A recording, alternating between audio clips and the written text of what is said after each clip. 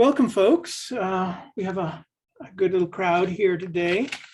My name is Joey Arredondo, for those of you who don't know me, and I'm the director of exhibits and speaker programs at the School of Art. And today we have our very first fall semester speaker in the Race and Social Justice in the Visual Arts speaker series, and I'll be introducing her shortly. Meanwhile, I want to acknowledge that support for the program comes from a grant that we received from the Helen Jones Foundation and additional funding that we received from the J.T. and Margaret Talkington College of Visual and Performing Arts in the form of cultural activities fees.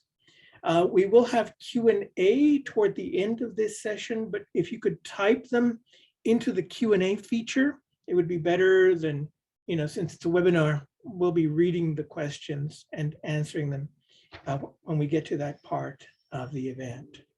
Our guest speaker today is Elena Purnell, and she is also an artist that we are hosting in the SRO Photo Gallery with a solo exhibition. And that exhibition will be up in the gallery through October 31st. So if, we're open on weekends from 10 to 5 on Saturdays, and noon to 4 on Sundays. That's the easiest time to find parking space where you won't get ticketed or anything. So come by and see the show during those dates and times. Elena Purnell was born and raised in Alabama. She received her BFA with a concentration in photography and a minor in African American studies from the University of Alabama. She later went on for an MFA in photography from the School of the Art Institute of Chicago, and is currently an associate lecturer in the Art and Design Department at the University of Wisconsin-Milwaukee at the Peck School of Arts. Her interdisciplinary practice considers the gravity of the mental well-being of Black people in relation to the physical and metaphorical spaces they inhabit. And so that's what we'll be learning more about today, her practice. And as I've mentioned, her photographs are in the SRO Photo Gallery, so be sure to take advantage of them. Let's welcome her. Claps. I don't know how we clap in a webinar, but take it away. I'm going to go visually mute and silent until the Q&A part. Okay. Thank you, Joe, for the introduction. Hi, everyone. I'm able to see names at the moment, not faces, but I'm super excited to be here. And I see the claps, so that's nice. I'm gonna pretend that I can hear them.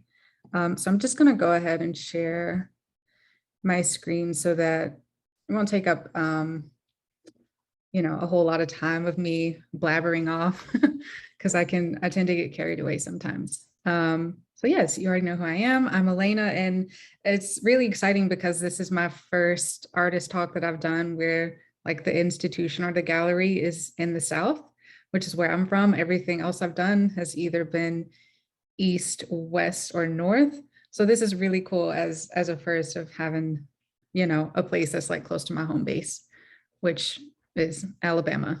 Okay. Wrong one. Cool. So I figured I would just start this talk off by just giving a little context about me so that you have more of an understanding of my interest and where I'm coming from with the work that I'm working on now. I'm a huge person on providing context. I think that backstories are important. I'm not giving you my whole life story or anything like that, just what may be helpful in given understanding. So I am from the Deep South, Alabama again, and I was raised in a dominantly white environment, a really tiny town called Heflin. And the unique thing about that area was that the only Black people that I was around or that I knew were my family and the people in my neighborhood who were also Black, and most of them were also my family as well. So there was a bit of culture shock when it came to being around other Black people outside of that dynamic. And so with that being said, my education was very whitewashed, which is something that I didn't exactly realize until I went to college. And before college, I was in the type of school system where the history teachers convinced us that Malcolm X and Martin Luther King Jr. despised each other, which hopefully we know that that's not true. And I didn't learn a lot about Black history um, until I went to college, or unless it was from my mom or my grandmother and the things that they knew at the time. And other things that I learned about Black history came from just minoring in African American studies, because I was curious about my background and wanted to learn more, and thought the best way to learn was to actually get some type of, even though it was a minor, still a part of my degree. Um, so yes, which led me to traveling all over the place with my mom when I was about a sophomore in college, just so that I could go to different museums and other institutions that focused in African American or Black history, just so that I could learn more. I just really wanted to learn more about my background, and felt really, I think for a long time, guilty that I didn't know as much as I wanted to, because I was in this dominantly white system, primarily because my mom wanted me to have a better education. And the price was paid for that. So I've spent a lot of my photographic career, or my practice rather, examining how Black people are impacted by our environments, mentally, physically, emotionally, and so on and so forth, and how that impacts our psyche over time. And that was both through not only examining myself, but also examining my family and my friends, and those of us who had a similar experience to what I had. Fast forwarding to last summer, now we're skipping, when all of the stuff in the world was happening. We know what that stuff is. I went home to Alabama. I'd lived in Chicago at that point for about a year and a half. But I went home to Alabama last summer and just wanted to be with family. So I spent time between my grandmother and my mom's homes, both of whom I'm extremely close with. You might hear me talk about them multiple times, and sorry, not sorry. But during this time, we went through a lot of photo albums together and loose images that were hanging around in tubs. And it took us weeks to go through all of the images. And I winded up collecting them and trying to, I guess, fix the ones that maybe had deteriorated over time, or just doing what I could to revive them. And I winded up scanning over 800 images, and those images dated from the late 19th century to present. So it would have started with my grandmother, who is in the picture, her parents and grandparents. So all of that history up until like today. And she just turned 80 this year. So just a lot of history there. As you can see, all of the stuff on the table, and even her like helping me and my mom identify some of the people in them. It was just a really great experience. So I'd become really attached to the language of vernacular family images, or in other words, just family portraits or private images, and what they could say about the people in the images and also the society around them, which in that context would have been learning more about my family, but also things that were going on around us at that time, and different historical things that were going on that influenced the pictures in some way. And I found it to be beautiful to see how my family depicted themselves, and how they talked about each other, how my mom and grandmother reflected on them, and these different memories that were well before I was born or even thought of. Like, I was not a thought at all. And most importantly, the thing that I enjoyed about it was just being able to have a light-hearted conversation in the middle of a time that was extremely heavy and dark. So it was really, really special. So after, my little stay at home, I consider it my impromptu residency, going back to Alabama for a little bit. I printed out most of the images, not all 800. I think I printed out maybe a good 300, and I pasted them around my studio wall. You're only able to see part of the studio here. And I'm also no longer in that studio because I'm not a student at SAIC anymore. My new studio is now here in Milwaukee. But I really posted it up there for one main reason, was because I was in artist block and I wasn't creating anything at that time, and I needed inspiration to figure out what I wanted to do next. And I felt like having it in the space would kind of help me figure out what I wanted to do. So that looks like me going in the space every day and writing about things that I saw, or that I noticed, or that were interesting to me, or something that I like to take from a painting professor that I had when I was an undergrad, from Pete Schulte. And he really pin down paying attention to what you paid attention to. And so that's what I do pretty much all the time in my art practices. That'll never leave me. And that's what I was doing in this scenario. And I became curious about what representations of Black people, specifically Black women, looks like in the public sphere of museums and institutions outside of the private home, and wanted to know what was being said about the images when they're not like in their home spaces. And I originally went into it thinking that it was going to be something bright and cheerful and lovely, which was nothing that I'd ever created before. If you've ever looked at any of my work or like traveled down my website, a lot of the stuff is very uncomfortable conversation and is not exactly the happiest. A lot of that stuff was photographed during dark points in my life. And, you know, I thought this would be like a great deviation, but it winded up not turning out to be so. So I made a way to create something beautiful out of something that was dark and disturbing to me with this work that I'm going to talk about pretty much starting now. So with all of this said, and now that there's some context to what kind of led me to this point, I want to introduce my current body of work, which again will be on view at the gallery soon, Our Mother's Gardens. And I want to start off with this quote from writer and academic Saidiya Hartman. And this quote is specifically from her text called Venus in Two Acts, which really sets up the way that I'm thinking through my exploration and excavation of the archive. And it states, quote, "There is not one extant autobiographical narrative of a female captive who survived the Middle Passage. Loss gives rise to longing, and in these circumstances, it would not be far-fetched to consider stories as a form of compensation or even as reparations. Perhaps the only kind we will ever receive," end quote. So now my practice is currently revolving around these two questions. These are the questions that I'm using to navigate through what I'm creating, what I have used and what I'm still using. The first being, what can visual art tell us about the depiction of Black women throughout history? And the second being, how have those negative depictions of Black women led to their lack of mental and physical care?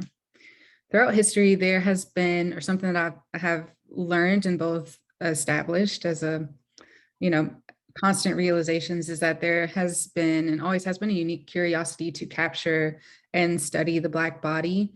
Black bodies have continued to be seen as objects to capitalize off of, and oftentimes hardly anything beyond that. And I guess as a little, maybe not a fun fact, before I went into photo and African American studies, I was an anthropology major. So I was learning about the study of people constantly. And I guess revisiting this work made me go back through all of the research that I ever did at that time and pointing out the problematics of some of the problematic stuff of anthropology, especially when it relates to Black people, people of color, and essentially othering people. And so with these questions and ideas in mind, along with Saidiya Hartman's quote that I read a bit ago concerning the importance of storytelling and how that is possibly the only form of reparations that Black people have, I have spent months, going on a year now. I think I'm at a year now because it's October. So it's been a year that I've been researching the collection at the Art Institute of Chicago. The School of the Art Institute of Chicago and the Art Institute of Chicago, they are, connected. The school was there before the institution, though I like to kind of separate that a little bit sometimes. So yes, I was going through that archive as a starting ground because I have to have a guideline whenever I'm doing things or creating so that I have a nice, consistent framework and not just all over the place. Okay, so Our Mother's Gardens is inspired by the text In Search of Our Mother's Gardens that was written by Alice Walker, who I absolutely adore. If I guess you wouldn't know much about me, but I'll tell you, I love to read, I love to learn, and I love reading literature, and especially literature from other Black women. And she happens to be someone that I appreciate deeply. And I read that last summer and I keep it with me at all times. I'm constantly writing. I have a bunch of notebooks around me even right now. And just reflecting on that writing, which really inspired this, just the name of this work. And in that text, she talks about her search of the African-American women's suppressed talent and the artistic skills that they lost because of slavery and a forced way of life. It's really that forced way of life that I fixated on as I was making this work. And I'm still thinking about it to this day, clearly. Whoops, a little too fast. Though I find it important to first acknowledge, outside of Alice Walker, just some other vital Black artists and image makers that I find my work to be in conversation with. These contemporary artists have represented the archive and or are in conversation with the archive in some way or have been in past works. And they have worked with historical representations of Black people in various ways, really to change the way people think of the Black photograph or Black bodies in photographs. With the first being Xavier Simmons. This is her piece Sundown number 12, 2018, from her series Sundown. And this work was heavily research-based and involved Simmons engaging with historical images of American life, including contemporary American narratives, whether that's slavery, colonial America, the antebellum South, the Jim Crow era, et cetera, and really using her body to speak to the past while in the context of the present. And then there's also Dr. Deborah Willis, and this is an image from her book that just came out earlier this year, and I made sure to buy it as soon as it dropped, and it's on my bookshelf right now. But in this book, she explores the crucial role of photography in retelling and shaping African-American narratives of the Civil War that have not really been acknowledged or talked about as much as it has been for like white people or non-Black people, whichever way you want to call it. And then as a last artist, there are many artists I look at, but mainly these three. Lastly being Carrie Mae Weems. This is from her work, From Here I Saw What Happened and I Cried, which notably was completed the year that I was born in '96. And in this work, she really reveals how photography has played a key role throughout history in shaping and supporting racism and stereotyping and various social injustices. And a lot of this work also includes some works that have been used for anthropologic, is that a word? Used for like the purpose of researching in anthropology. And so yes, I was and still am deeply inspired by the way that they all think about and use the archive to talk about Black experiences today. Again, just talking about the past in the context of today and looking at what's changed, what hasn't, what are the shifts or what things are not exactly moving fast enough or haven't in those conversations. And these are a few work shots of me making my images. And with this work, the original plan for me was to go into the space and try and photograph them in person, obviously with going, or maybe not obviously, I shouldn't say that, but with going into archives, it's not common for you to be able to touch them with your hands unless you're like someone that's on the staff, but touching them is a no-no. I think if I were to just go in there as a student and being able to like place my hands on the actual photograph without gloves and so on and so forth. And I feel like this really, really worked out, on top of it being closed because of the pandemic. But this way really worked out because I was able to photograph them in my home. And that to me was really serendipitous and made more sense to me logically and emotionally, because I had these images in my home in a place that I'm comfortable and putting them in a space where they are being provided love and care in the same way that I give myself that love and care in my own home, which is really a metaphor for how I think about this work and these women as well. And with the images that I have found and researched thus far depicting the exploitation of Black women in art history, I have is a full process of first excavating them. I re-photograph them using the intervention of my hands or my body, depending on what image it is, what the size is. Also recaptioning them and recontextualizing them, of course, while also still talking about their background, who originally took the photograph and everything for that context. I love context, it's probably my favorite word now. But doing all of these things as a way of protecting the Black women's bodies and their humanity and giving them care that maybe they weren't given before, either while the picture was taken or when they were acquired. And going back to just the quote at the beginning was Sadia Hartman's quote, also keeping in mind that storytelling is possibly the only, like the main form of reparations that we have. So with this research, I also found it important to include their names and share their stories if that information was recorded. Sometimes it wasn't, sometimes it was. This image right here and the one in the last slide, so this one and this one, these are images of a model and dancer, Miss Maudel Bass Weston, and these images were captured by Edward Weston, who is or was a very esteemed photographer. And this photo was taken in 1939, and it was one of the first images that I came across as I was researching. And I remember just right off the bat, feeling unsettled about looking at this image, and it looked quite, something about it just didn't feel right to me. So I went down a rabbit hole of searching for the photographer's intentions, as well as who she was, because I had not recognized her before, didn't really know much about her. And I found that information, and then I came across this book entitled The Daybooks of Edward Weston, which is really a collection of his journals and things that he wrote about for his photographic processes. And I read where he inserted an entry in 1939 stating, and I quote, "If I had a nude body to work with, a negress, a black fat negress, then I could have worked. This desire keeps popping into my mind," unquote.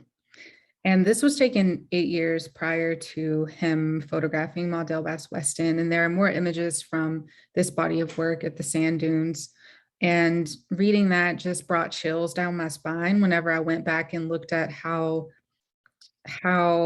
just unsettling she's posed, and even the discomfort, that appearance on her face that is really prevalent throughout most of the images. That kind of, it just really broke my heart. Adding in the context and the backstory just felt odd. And for me, it pinned down that it goes without saying that profiting off of the Black female body is not a new phenomenon. Neither is hypersexualizing the Black body, especially the young Black female body. And she was in her 20s at this time.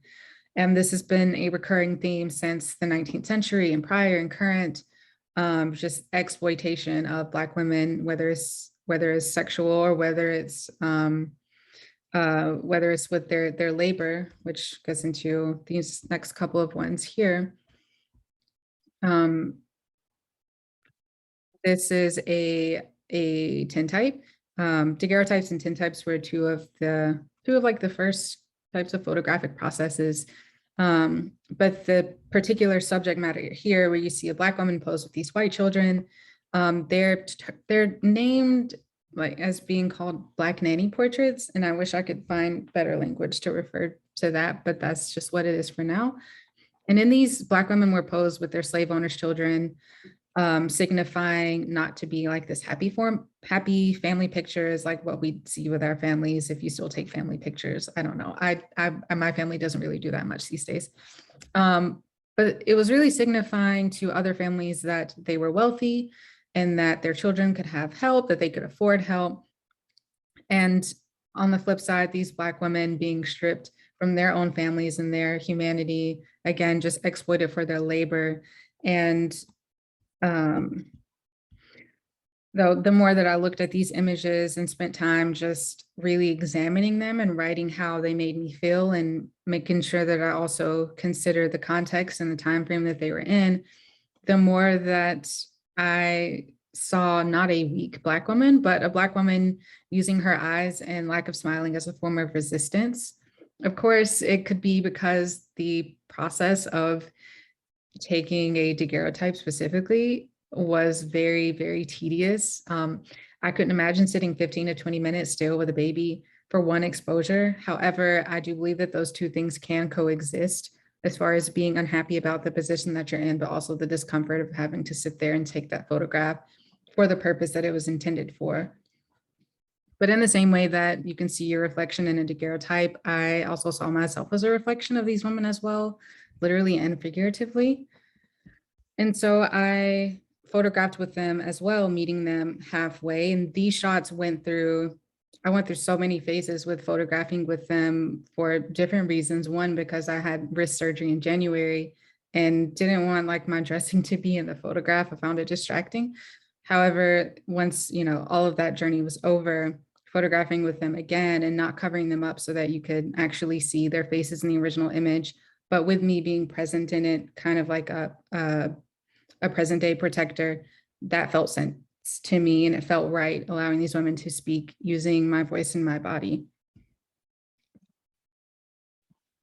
But as I was going through this and just remembering just photo albums, I just want to pick like a piece of this quote from Thomas Allen Harris, where it states, quote, "When we bring all these photos and stories from various communities together in our series, a more nuanced and diverse historical narrative is revealed that spans generations and geographies." And that part really stuck out to me because I felt like that couldn't be more true, especially to me, of like trying to find out more about my history and getting now more into the specifics of Black women and growing up as a Black woman and what that was like for Black women in the past.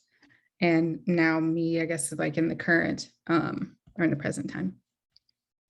So this leads back into my rescue of Black women from the archive with my no longer Peter Cohen's pieces, which are still a part of our Mother's Gardens. It's just in a different time frame in history, specifically the late 20th century on up, where we now have Polaroids. And after, when I first got introduced to this work, I didn't really see much to it at first. And when I met with the curatorial team from the Museum of Contemporary Photography, which is in Chicago, and I was encouraged to look at this collection, and they informed me of why they denied accepting his collection whenever it was presented to them, because some of the images in the collection were quite offensive, including images of like people in blackface or Native Americans and so on and so forth.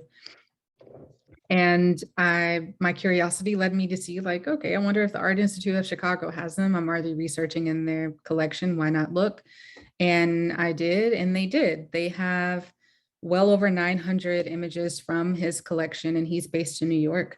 And so I printed them out, and I continued with my quest of saving Black women from the archive, including these Black women. And not all of the images in the collection are of Black women, but a nice little chunk of them are. So I did meet with the collection staff at the Art Institute of Chicago, at least one of them, but nothing really came of that conversation, and not in a rude way. It's just like a fact, nothing like led from beyond that point. And as a side note, 5 of my pieces, 2 from this set and then from the other ones, were just acquired by the MOCP a month ago, which is my first permanent collection. Super exciting, but it was an easy decision to make because of our shared values and my trust with them. So moving forward, these images are smaller vernacular images. Again, they're Polaroids. I interacted with them different because they were smaller. They could fit in my hand. Other images were larger than my hands. And going through this work really made me think about my connection to my own family vernacular images and the experience I had with the work during last summer with my grandmother and my mom. And the women in these images, I couldn't stop thinking that these are someone's mom, this is someone's sister, their daughter, friend, yet they're sitting in an institution collecting dust, and they're not being talked about or not being reflected on, cared for, not being touched. And what I noted about these images and the images in general that were a part of this collection was that the names of the people in the photographs were not disclosed. We don't know their stories, and the authorship and ownership were incorrectly ascribed, which I'll talk a little bit about that later. And at the time, I couldn't help but to feel like these images should have never belonged to Peter Cohen. And that was a really, I think, strong view to have at the time, to say like something doesn't belong to someone. And I've went back and forth on like my feelings with that plenty of times. And all of that just boils down to like ownership being really complicated, and also me recognizing that I can't tell someone what they can and cannot have. And so, yeah, I battled with that, and I still battle with that constantly. in this piece, it currently contains over, at least of the work that I've recreated, there are 35 images reprinted from the ASC collection. Yes, so I was a guest speaker in a seminar class earlier this year that was taught by the former chair in the SAIC photo department, Oliver San. And it was warming to see, I laid all the images out on the table and had them interact with them while telling them a little bit about the research that I was doing at the time. And it was comforting for me to see them talk about the images and kind of make their own, like, oh, I wonder what was going on in this photo, what's the backstory, or even relating it back to their own family memories or with their friends, and just reflecting on them in a way that made me happy, because that was the similar experience that I had when I was at home, even though these aren't their family members and these images are not my family members as well. It's just that experience and that feeling of being able to have just a shared experience over something, even if if it's not personally related to you. And so after that class, I wrote a letter to the collector, Peter Cohen. I'm not going to read the whole letter here for the sake of time, but I can, and the letter is available to view on my website if you're ever interested to read the whole letter, but I can paraphrase of what I told him. I basically wrote him a letter explaining to him, like, I was a student at the school, I came across this collection. It was recommended to me. I told him what I was working on, my background, what led me to this interest, and pointed out to him just my unease knowing that some of these images and other images that were offensive were in this collection. And I even pointed out, like, hey, your name is also on these photographs as the author and the creator of the images, and that's not exactly true. And just that untruth, a part of that was really unsettling, as well as like profiting off of these images as well. And so yes, you're welcome to read that letter anytime that you want. Again, it's public. And yes, I'm skipping around in my notes. Okay, so I'm not going to share his responses because I don't have that consent to share what he responded to me, but I can paraphrase that as well. I can say with full 100% transparency that he was extremely kind to me and responsive to the issues that I raised. And he acknowledged them as blind spots on his end that he had not considered before. And so as a result, he reached out to the Art Institute of Chicago, and the work was officially renamed, and they went through that process. And even following that conversation, he sent me a package of work that I could do restorative justice on, or returning images back to their families. And I'd have them beside me right now. They're in a bag because I travel a lot, and it's easy to, do the research on them whenever I'm in a car or something. And just to show you before his images, or the images in that collection that he donated, they had his name on there as the artist and etc. But after our conversation and him reaching out to the Art Institute of Chicago, now it's changed to something that's a bit more accurate for what it's worth. Sorry, should have said trigger warning, there's nudity, but it's over now, sorry. Yes, so yeah, that's what I'm currently exploring now, just the possibility of restitution with the images that I was sent by him. This is just an example of kind of just me writing about them, all of the minor details, things that I can pick out. And I'm in the hunt for a magnifying glass because some of that text is so small and my eyesight is like weak. So that's basically the ground point where I'm at. So there is a why behind my current body of work and really all of my work, which is accurately, I think, really accurately described by Christina Sharp in her text entitled "In the Wake on Blackness and Being," that was written in 2016. And I really just want to pull from the last part of this quote, starting here at "Put Another Way." She states, "Put another way, I include the personal here in order to position this work and myself in and of the wake." And for me, I translated that for me, just meaning that her personal story is a part of this larger concern. And that's exactly how I feel in creating this work and any work that I've created ever as well, but especially in this one. And I feel so deeply connected to this work and the women in the work. And I'm so inspired by the women in my life, my mom and my grandmother, my sister, all of the women in my life have amplified the importance of this work for me, as well as just my mentors that have supported me throughout this journey as well, who also happen to be Black women, or some of them, not all of them. So as I wrap up, I would like to remind everyone, and admittedly, I have to remind myself this as well, that our voices matter. Black women, Black people, those voices and those, like our minds and our thoughts and our labor and our lives, all of those things matter. And that's just something that has really, I felt that so heavily going through this work in ways that I haven't felt that before, of feeling like it is so important to be heard and seen. And I'm just beyond grateful to be a part of this lineage of Black women artists and writers who highlight our experiences and have started this conversation that is continuing to go and progress over time, which includes the women that I even talked about in this lecture today, Sadia Hartman, Christina Sharp, Carrie Mae Weems, and so many more. And as a last quote, I love quotes and I love context, but in this book by Bell Hooks, her book All About Love, she states, "We all know what violence looks like. Were we all seeing more images of loving human interaction, it would undoubtedly have a positive impact on our lives." So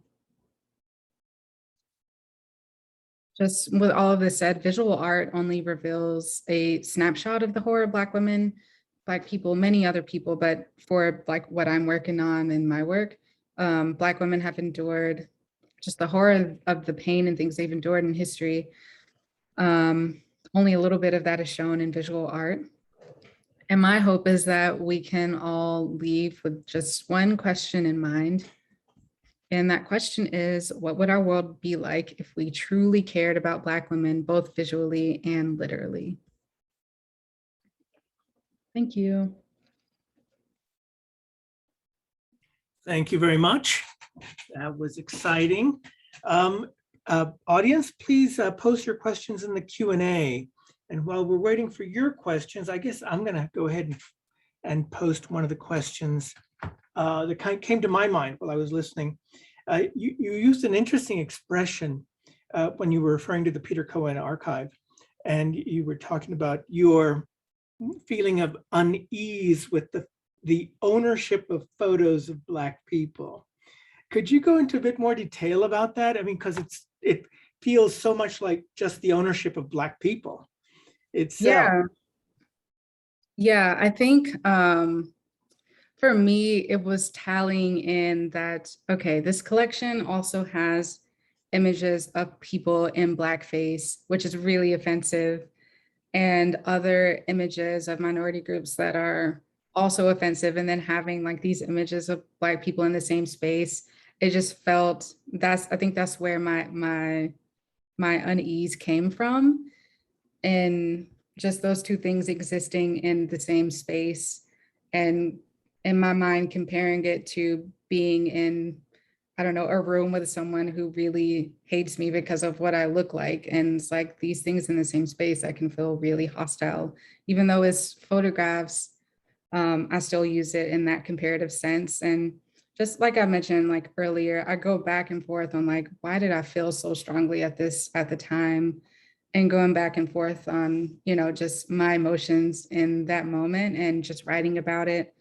Though after talking to him and kind of getting more understanding from his point of view and his perspective, because I didn't want to like close him completely off without hearing his side of things, I think that's what's kind of made me go back and be like, okay, let's like look at the whole picture. So yeah, I can't say that I feel like that super strong, like he shouldn't own any pictures of Black people ever, like I did at that time now, which was like something I had to be honest with myself. And I'm like, now we have both sides of the picture, which is, I think separate from that, why it's so important to have conversations with people about what their intentions are before, I think, projecting or, being gross towards it. Unless, it winds out to be true, then it's like, okay, that's kind of justified. But yeah, I kind of went in circles with answering that, but hopefully I touched on it a little bit. Great. Our first question is from Robin Germany, who is one of our photography faculty. Can you please talk about why it is important to name the women in the photo collections? Also, have you had any success getting the photos back to their families? So for me, I'll answer the first part first. And to me, the importance of having names is names are so valuable to me. That could be a personal thing.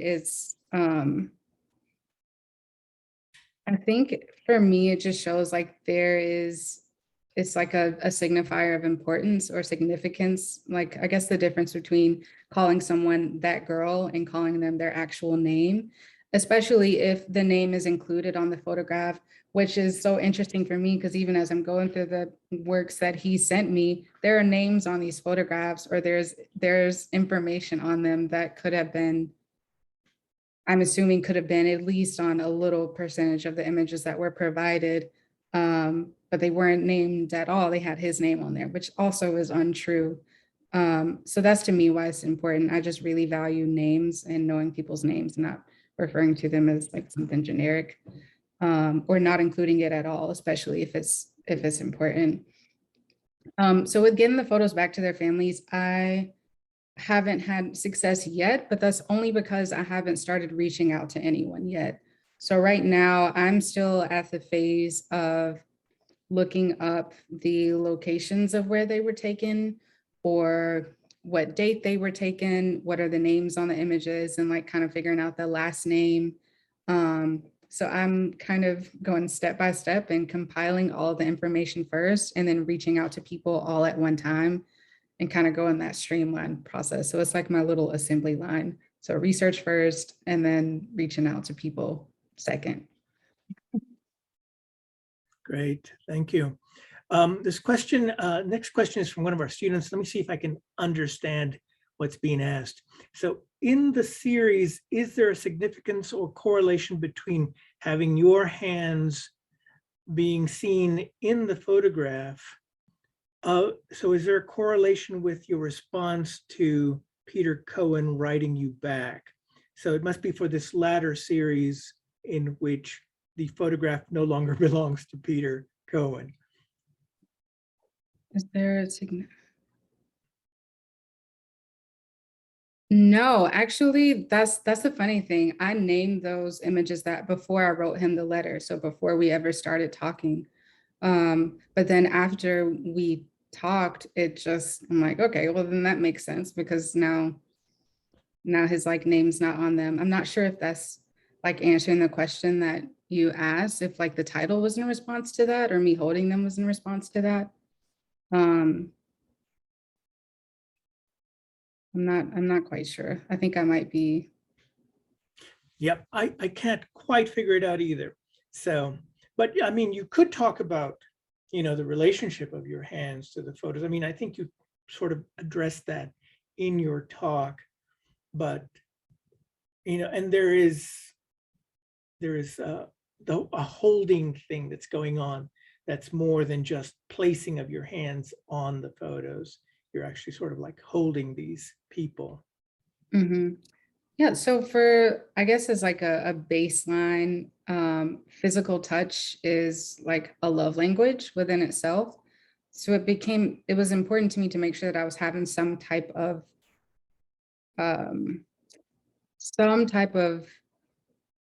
interaction with them physically, and that it just worked out with it being my hands on the photographs. And with the difference between like placing my hands over them and also holding the other ones was, I guess at its baseline, just a difference in size. The images that are Polaroids are much smaller than the ones that, I'm able to put my hands on because they're larger than my hands.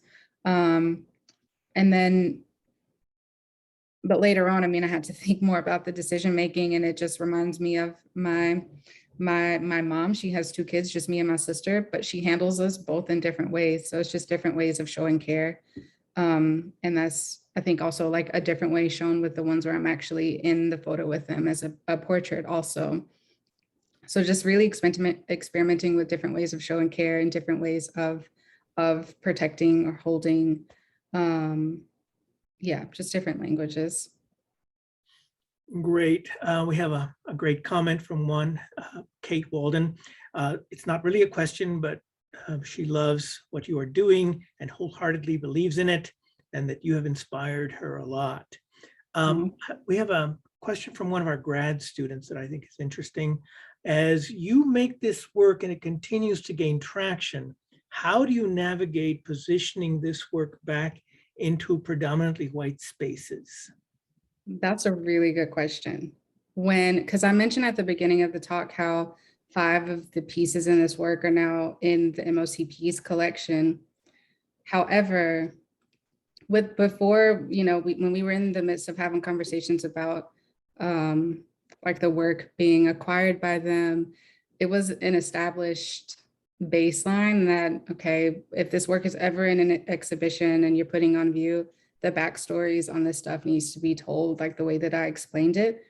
But also I had worked with them at the very beginning of the work, and the curators there have the same values that I do and what I was researching, and they fully supported me from the beginning. There are some people who have reached out to me wanting to purchase the works, and I've said no multiple times to people when I feel like the intentions are not there. They don't care about me or the work. And yeah, I have no problem with saying no. And I'm really guarded, especially with the possibility of them being in white spaces where it's just going to get the same lack of care over again. So all of that to say is I'm doing all I can to make sure that that doesn't happen. And there's no amount of like money that will make me have my work in a place where I know that there's no care for it at all. So that's my little rant, I guess, on like being selective of like, okay, who is, obtaining this work. I'm like, you can't, it's one thing to be, like, oh, this is a beautiful image. Like, okay, that's great, but what about the rest? Or what do you know about it? Then that's when it's like, I think you should just reach out to someone else, respectfully. Yeah, I guess that helps us understand more your earlier comment during your presentation when you said, and I allowed them to collect my work. Yeah. I said, what does that mean? What does that even mean? So Yeah. now I understand. Thank you. So we have a question about anthropology and how that background affects your photography. So it's actually really funny. I originally took an anthropology class just as an elective. It was, like an easy thing. And I took it was my second class, and I majored in it the next day. And I was like, oh yes, I love people. Like, this is so cool. And just learning about people and their backgrounds and what people are researching about them, until I got really weirded out after, another class, and I dropped it. But I think that impacts my photography because I'm still researching people. I'm still learning about people. The only specific thing is that I'm learning about Black people. And not that I'm like dismissing other cultures. I love learning from other people too. But I think coming from a standpoint where I missed out on so much history of like my background, that is what I think really influences my photographic practice, in terms of what I'm researching and what I'm wanting to learn about Black people. Yeah. Great. A comment, Robin says that before, she encouraged her students to read your website prior to coming to the talk because of the way, let's see, what does she say exactly? Because of how powerful it was to be able to follow your process through the text on your website. And so she wanted to comment on how effective she thought that was, and thought it was a good example for the students. We have another question. So first, a comment. I like how you have combined ideas of restoration of your personal photos and the emotional restoration you hope to provide for the families of the photos you discovered. It feels like a combination of social restoration in addition to creating your art. And so the question is, have you thought how you will continue this art system and further expand the concept? I've thought about it a little bit. I think once I'm like finished with the work, for me, finished is hopefully finished is when I no longer have these images and they're back to where they belong, but really just conversations around ethical collecting and like the ethics of creating images, which is probably something that I might annoy my students with, as far as like, you know, taking photographs in a way that's ethical, or just making sure that you're doing stuff with good intent. And if you mess up, then okay, let's like, you know, figure out ways to make it better next time. So that's how I'm hoping to continue it, is just making sure that it's still a conversation that's being had, because there are still things that are in collections right now. And I'm not the only one that's doing work on this issue as well. So hopefully all of this like compiled together will really make some changes happen in the art world that are inherently unethical, because there's a lot, I think, in the art world that's, you know, kind of raises an eyebrow. And that's, you know, collecting things happens to be one of them. Yeah, so that's how I hope to continue it. Do you have any closing comments for us? We don't have any additional questions, and some people are going off to class, so. Okay. Yes, so closing comments. Thank you for reading the text that I have on my website. I need to like go back and make that a little more thorough. That was something I actually physically printed that out when I had my MFA show so that people could read it while they were in my exhibition space. But I appreciated that you read it. Yeah. So one question just sneaked in. Do you plan on really learning the backgrounds of the people who you were able to give the pictures back to? And also, would you consider doing a different piece with those people now telling their backgrounds? You really just, yes to both. That is like the second step of returning them. And third is I would love to take portraits of them with their image back with them, because I'm not keeping the photographs at all. So yes, I would love to have that happen, provided that I find them. And I think that's why I'm putting so much work into it, because I would love for that to be like the end result. Like that would be my happy ending. And then also a happy body of work that I haven't had before. Thank you. Let's see. Oh, we're going to take Rena's question if we can. What does it mean not only to rethink how we might collect and what representations reside within our institutions and archives, but also how we might collectively interpret as shaped through deeper contexts, currents of inclusion, exclusion, arrangement, rearrangement, visibility, invisibility, unsettlement, settlement? Complex question.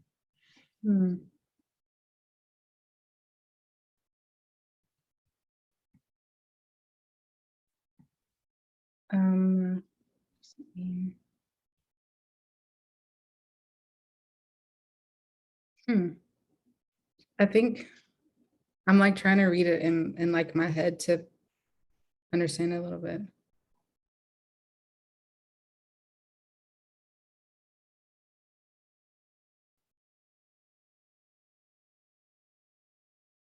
I might have to sit on that one a little bit.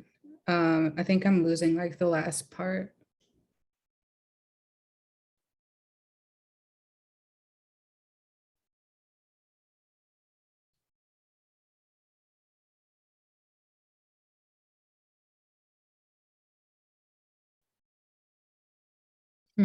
I might, maybe it would help probably if it was just reworded differently, and not that it's worded odd. I think it's just the way I'm like understanding it.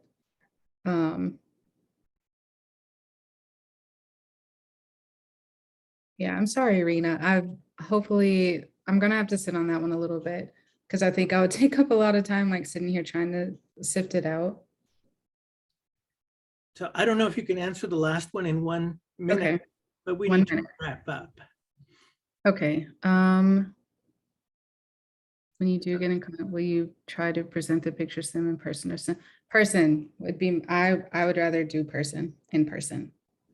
So in-person restitution of these photographs to their families. Yeah. Thank you very much. This was delightful. And on Monday, you'll be meeting with one of our classes, if I'm correct. So Mhm. that'll be great. It's been great having you. Thank you. Thank you. Awesome. Thanks, everyone. Thank you, everybody, for joining us. And hope to see you at the next one, which I think is October 22nd, or the workshop that we have next week. All right. Thank you all and goodbye.